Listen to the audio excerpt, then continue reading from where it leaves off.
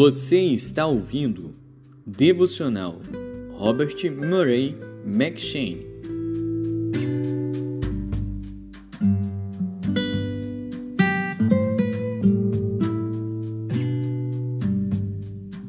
Primeiro Crônicas.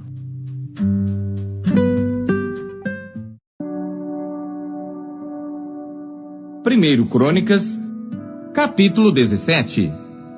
Sucedeu, pois, que, morando Davi já em sua casa, disse ao profeta Natã: Eis que moro em casa de cedro, mas a arca da aliança do Senhor está debaixo de cortinas. Então Natã disse a Davi: Tudo quanto tens no teu coração faze, porque Deus é contigo.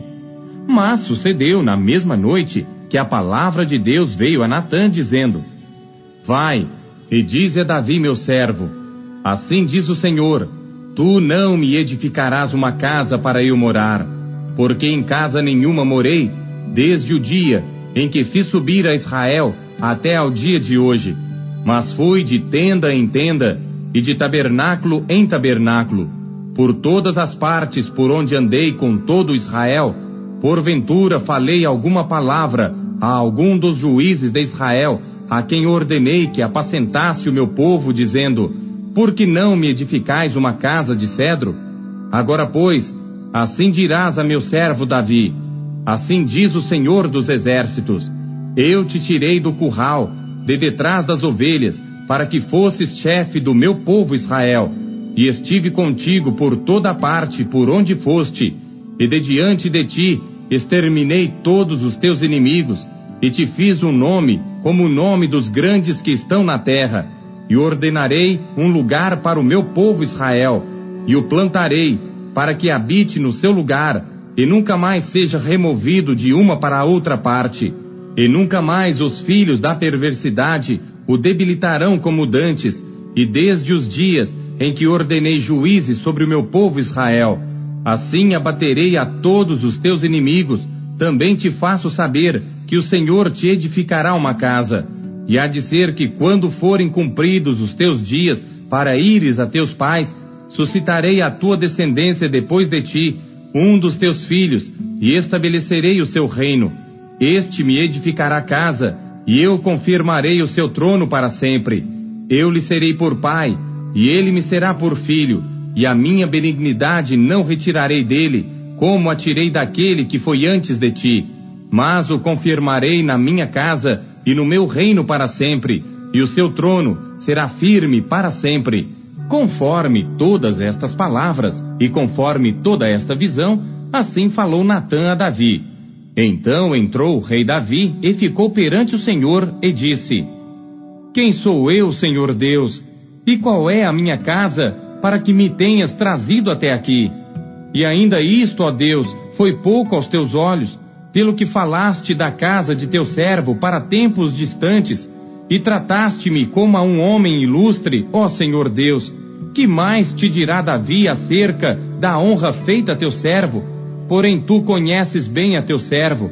Ó Senhor, por amor de teu servo, e segundo o teu coração, fizeste toda esta grandeza, para fazer notória todas estas grandes coisas.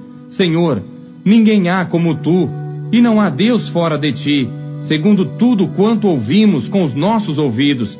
E quem há como teu povo Israel, única gente na terra, a quem Deus foi resgatar para seu povo, fazendo-te nome com coisas grandes e temerosas, lançando as nações de diante do teu povo, que resgataste do Egito, e confirmaste o teu povo Israel para ser teu povo para sempre. E tu, Senhor, lhe foste por Deus. Agora, pois, Senhor, a palavra que falaste de teu servo, e que acerca da sua casa, confirma-a para sempre, e faze como falaste. Confirme-se e engrandeça-se o teu nome para sempre, e diga-se: o Senhor dos Exércitos é o Deus de Israel, é Deus para Israel, e permaneça firme diante de ti a casa de Davi teu servo, porque tu, Deus meu, revelaste ao ouvido de teu servo que lhe edificarias casa, pelo que o teu servo achou confiança para orar em tua presença. Agora, pois, Senhor, tu és o mesmo Deus, e falaste este bem acerca de teu servo. Agora, pois, foste servido a abençoar a casa de teu servo, para que permaneça para sempre diante de ti, porque tu, Senhor, a abençoaste e ficará abençoada para sempre.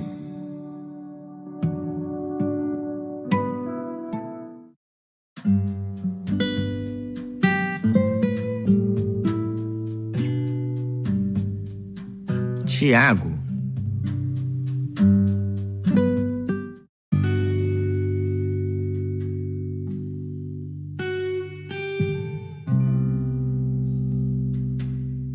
Capítulo 4. De onde vêm as guerras e pelejas entre vós? Porventura não vem disto, a saber, dos vossos deleites que nos vossos membros guerreiam?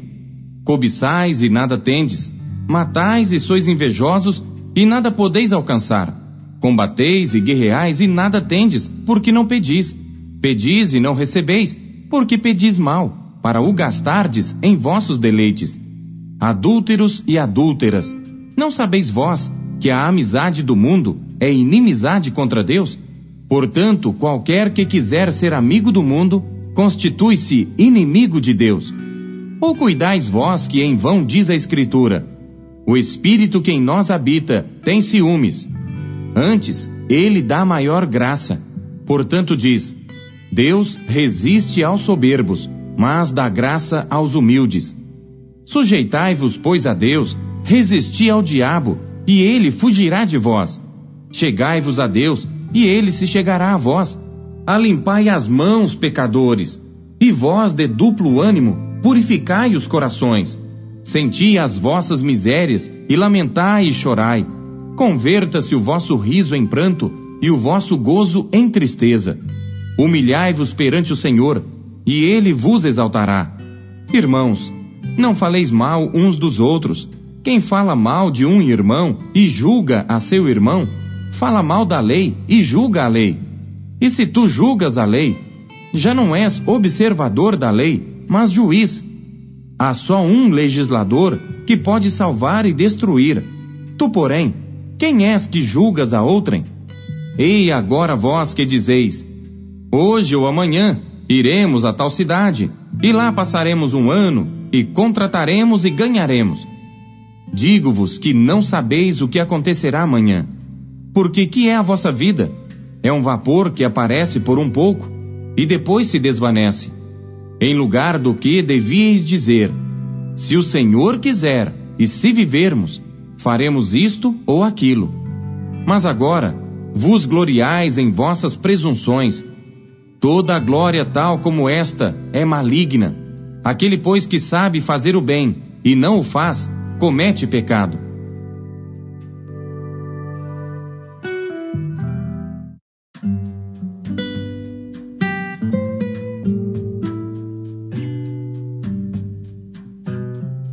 Jonas.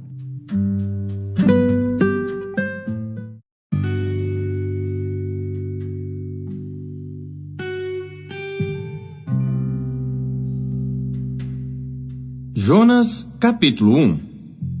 E veio a palavra do Senhor a Jonas, filho de Amitai, dizendo: levanta-te, vai à grande cidade de Nínive, e clama contra ela, porque a sua malícia subiu até a minha presença.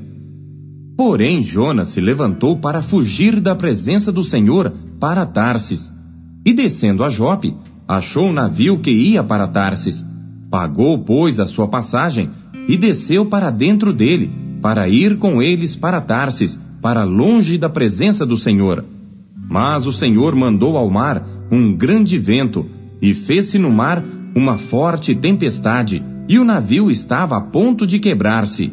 Então temeram os marinheiros, e clamavam cada um ao seu Deus, e lançaram ao mar as cargas que estavam no navio, para o aliviarem do seu peso.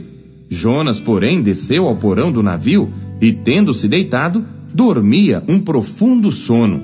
E o mestre do navio chegou-se a ele e disse-lhe: que tens, dorminhoco? Levanta-te, clama ao teu Deus. Talvez assim ele se lembre de nós, para que não pereçamos. E diziam cada um ao seu companheiro: vinde e lancemos sortes, para que saibamos por que causa nos sobreveio este mal. e lançaram sortes, e a sorte caiu sobre Jonas. Então lhe disseram: declara-nos tu agora, por causa de quem nos sobreveio este mal. Que ocupação é a tua? De onde vens? Qual é a tua terra? E de que povo és tu? E ele lhes disse: eu sou hebreu, e temo ao Senhor, o Deus do céu, que fez o mar e a terra seca. Então estes homens se encheram de grande temor e disseram-lhe: por que fizeste tu isto? Pois sabiam os homens que fugia da presença do Senhor, porque ele lhe tinha declarado. E disseram-lhe: que te faremos nós para que o mar se nos acalme? Porque o mar ia se tornando cada vez mais tempestuoso. E ele lhes disse: levantai-me e lançai-me ao mar, e o mar se vos aquietará. Porque eu sei que por minha causa vos sobreveio esta grande tempestade. Entretanto, os homens remavam para fazer voltar o navio à terra, mas não podiam, porquanto o mar se ia embravecendo cada vez mais contra eles. Então clamaram ao Senhor e disseram: ah, Senhor, nós te rogamos que não pereçamos por causa da alma deste homem, e que não ponha sobre nós o sangue inocente, porque tu, Senhor, fizeste como te aprouve. E levantaram a Jonas e o lançaram ao mar, e cessou o mar da sua fúria.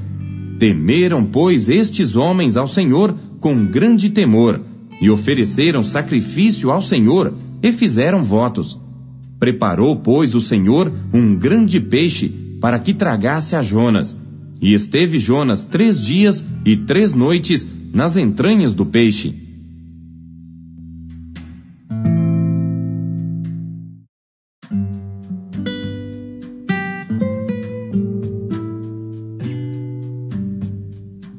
Lucas.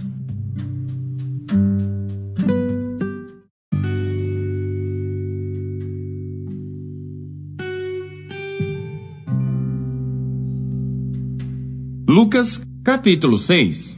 E aconteceu que no sábado, segundo o primeiro, passou pelas searas, e os seus discípulos iam arrancando espigas e esfregando-as com as mãos, as comiam. E alguns dos fariseus lhes disseram: por que fazeis o que não é lícito fazer nos sábados? E Jesus, respondendo, lhes disse: nunca lestes o que fez Davi quando teve fome, ele e os que com ele estavam? Como entrou na casa de Deus, e tomou os pães da proposição, e os comeu, e deu também aos que estavam com ele, os quais não é lícito comer, senão só os sacerdotes? E dizia-lhes: o Filho do Homem é Senhor até do sábado. E aconteceu também no outro sábado, que entrou na sinagoga, e estava ensinando. E havia ali um homem que tinha a mão direita mirrada. E os escribas e fariseus observavam-no, se o curaria no sábado, para acharem de que o acusar. Mas ele bem conhecia os seus pensamentos, e disse ao homem que tinha a mão mirrada: levanta-te, e fica em pé no meio. E levantando-se ele, ficou em pé. Então Jesus lhes disse: uma coisa vos hei de perguntar. É lícito nos sábados fazer bem ou fazer mal? Salvar a vida ou matar? E olhando para todos em redor, disse ao homem: estende a tua mão. E ele assim o fez, e a mão lhe foi restituída sã como a outra.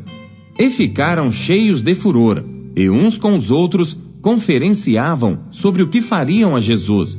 E aconteceu que naqueles dias subiu ao monte a orar, e passou a noite em oração a Deus. E quando já era dia, chamou a si os seus discípulos, e escolheu 12 deles, a quem também deu o nome de apóstolos: Simão, ao qual também chamou Pedro, e André seu irmão, Tiago e João, Filipe e Bartolomeu, Mateus e Tomé, Tiago, filho de Alfeu, e Simão chamado Zelote, e Judas, irmão de Tiago, e Judas Iscariotes, que foi o traidor.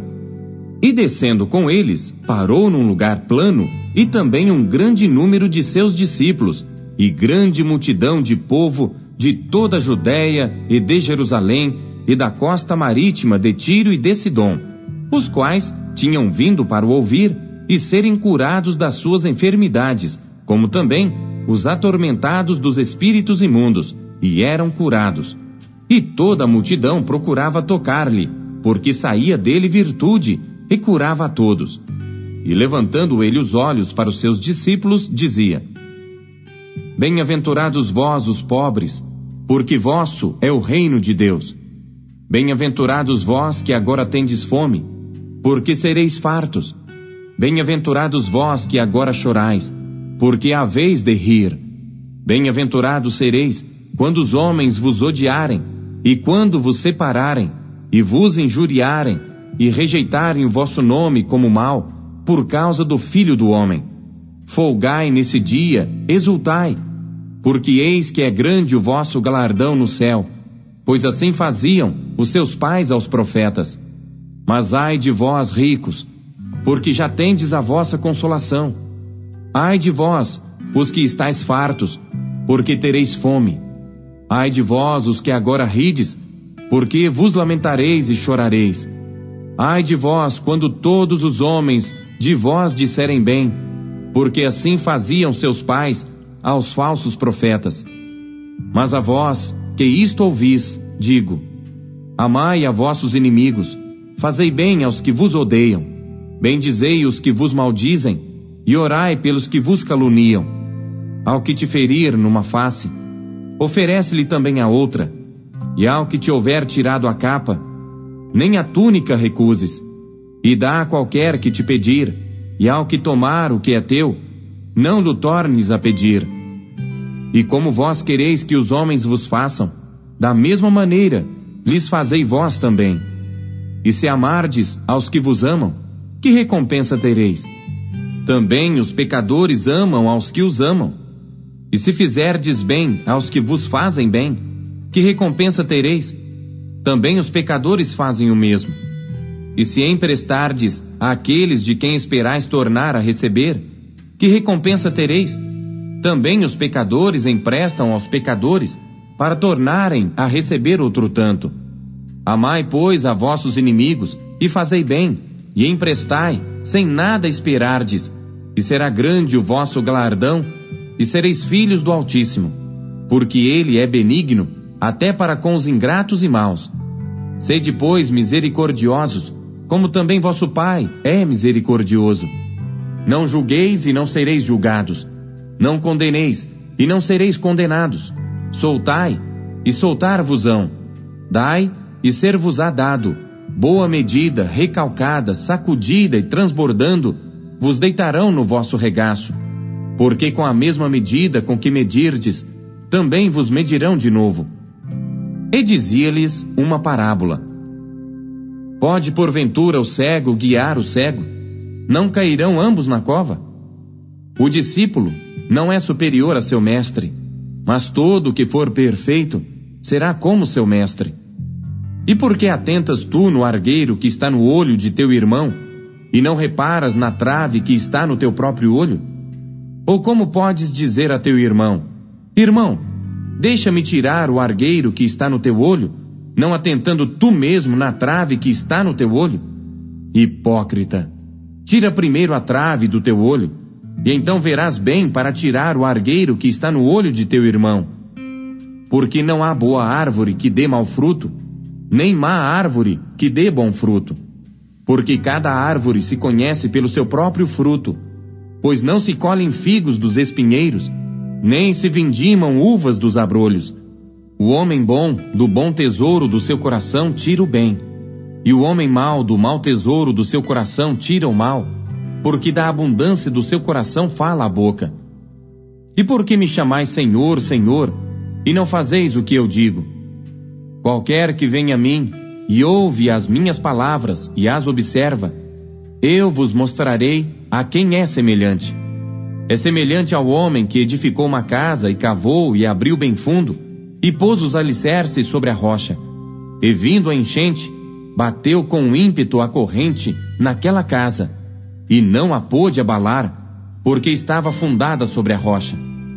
Mas o que ouve e não pratica é semelhante ao homem que edificou uma casa sobre terra, sem alicerces, na qual bateu com ímpeto a corrente, e logo caiu, e foi grande a ruína daquela casa.